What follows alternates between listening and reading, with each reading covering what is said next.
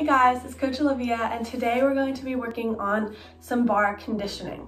We're going to be doing 2 different sets of this conditioning for 2 different things on bars. So the first set we're going to be doing is we're going to be doing 3 rounds of different conditioning for our tap swings and the shaping in our tap swings.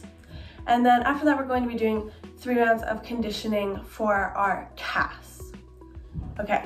So right now, I would like you guys to stretch, get warmed up, everything you need to get done, and then we can get started. Okay, so the first thing we're going to do is we're going to be doing 3 rounds of all of this. So the first thing you're going to do is you're going to do a 20-second hollow hold. So this is a hollow hold. We want to make sure that our lower back is on the ground. If you can get your hands under your back, that's not good. You want your stomach pressed down into the ground and you want your lower back on the ground. Your legs should be straight and together, and I do want your arms by your ears for this. You want straight legs, straight arms, and you want to make sure that you're squeezing everything really, really tight. Then you can either come down and rest or do it right away. You're going to do 20 hollow rocks. So a big mistake people do when we do our hollow rocks is we drop our legs in order to come up, and then we throw our arms back to get our legs to come up. Do you see how my shape broke when I did that? It should be really small and tight movements, and it should come from your core moving and a slight pop in the feet. So, little rocks. Your feet should never touch the ground like that. It should be nice and small, and your arms should never touch the ground. Then, after that, again, if you want to go right into this, you can do it. If you need to take a break, that's totally fine too. We're going to do 20 V-ups.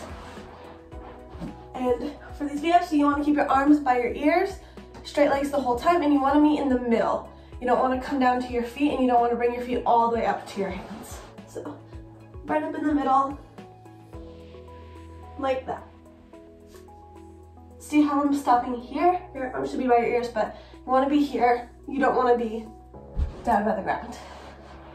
Awesome.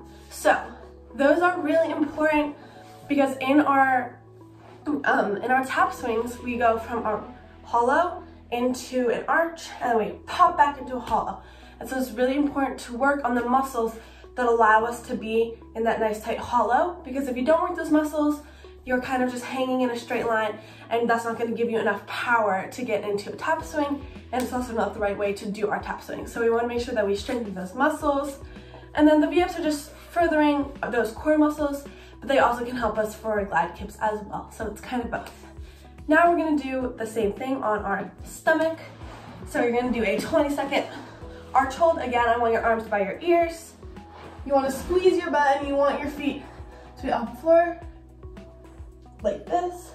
You want your arms. You want to make sure your arms are by your ears. Everything should be nice and straight. If you can, try and get above a straight line. You want to be kind of more in a U. Again, that's really hard. We want to try 20 seconds in an arch hold. If you want to go straight into the 20 rocks, you can, or you can rest. You can do 20 rocks, same thing. Don't drop your arms or like bend your legs in order to get your legs up and your arms down and rock. It should be all nice and tight and small movements.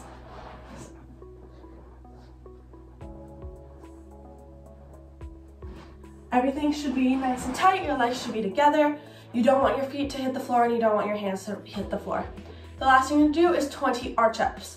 Try to refrain from touching the ground at all during these reps, but if you need to come down, you can, but don't touch the ground every time during these reps. You want to try and stay off the ground for most of these. So,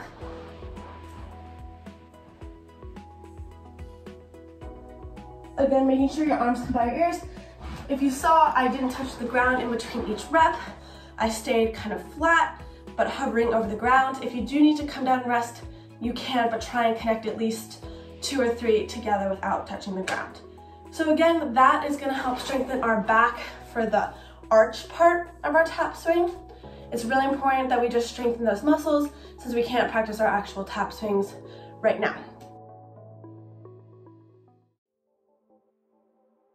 And then once you finish 3 rounds, we're going to start the next 3 rounds of our tap conditioning. So what you're going to do is you're going to find an elevated surface. You want the elevated surface to be about the size of the green mats that we have in our gym. I am using a chair. I can show you how high. This is a little tall, so if I'm kneeling, it's about at my hip. You want it to be a little lower, but whatever you can find works. So I'm gonna move this over here. So what you're gonna do is you're gonna have the tops of your feet on here. And normally we would be holding onto a bar, but obviously if you have a bar on the floor, that's awesome. You can hold on to that, that's great. If you don't, that's totally okay too. Just have your hands flat on the floor. So we're gonna start by doing a 20-second plank hold. It's super, super, super important that during all of these exercises that we're gonna be practicing, your shoulders are in front of your hands. It should be drastic. So I will demonstrate. So we're gonna start with just a 20-second plank hold. So this is where our shoulders are over our hands. So it's making a straight line. You wanna move your hands back and bring your shoulders forward. So it should be in a diagonal, like so. So you're gonna hold this for 20 seconds. It should be really hard. If it's easy, then think about pushing your shoulders a little bit more forwards, because in our casts, our shoulders shouldn't be on top of the bar, they should be in front of the bar, so we can work on getting a bigger cast. Then you're going to do 20 taps in that same position, 20 taps on each foot. So you're going to do 20 on your left leg and 20 on your right leg. Again, with your shoulders really in front of your body. So just 20 small taps like this, and then 20 with the other leg. If you need to rest during that, you can, or you can try and do all of this without coming down. You should try and do it all without coming down, but if you do need to rest, that's okay. The last thing we're gonna do is we're going to do 20 rocks. So this is really difficult for some people. So if you need to adjust a little, you can. But when you rock, you want I'm gonna show you on the ground first. You actually want your feet to come all the way through and all the way back. Sometimes that hurts people's toes or their ankles. If you need to adjust, you can go up on your toes and just rock back and forth like that. But it would be best if you can roll all the way through and all the way back. But obviously you're not gonna do it on the ground. You wanna do it elevated, again with your shoulders in front. So you're rolling back and rolling forward. Rolling back and rolling forward. If you can, you never want your shoulders to come behind your hands. You want to be rocking them really far in front and then a little in front and really far in front and a little bit in front. You never want them to come behind your hands. So you're gonna do 3 rounds of that, and then you guys are done. Awesome job. Those are for our casts. That's really working on having your shoulders in front of the bar, which is really important to get a higher cast. The last thing I want you guys to do, if you can, is I want you to do 20 casts on a bar if you have a bar at home.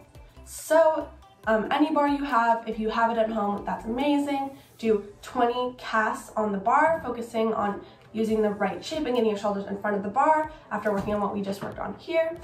And then also, if your bar is high enough, you can try doing 20 bent leg tap swings. Sometimes the bar isn't high enough. I don't want you guys to get injured, so you don't have to do the tap swings if it's not high enough. And obviously, if you guys don't have a bar, you don't have to do that. You guys are putting in the work by doing the conditioning.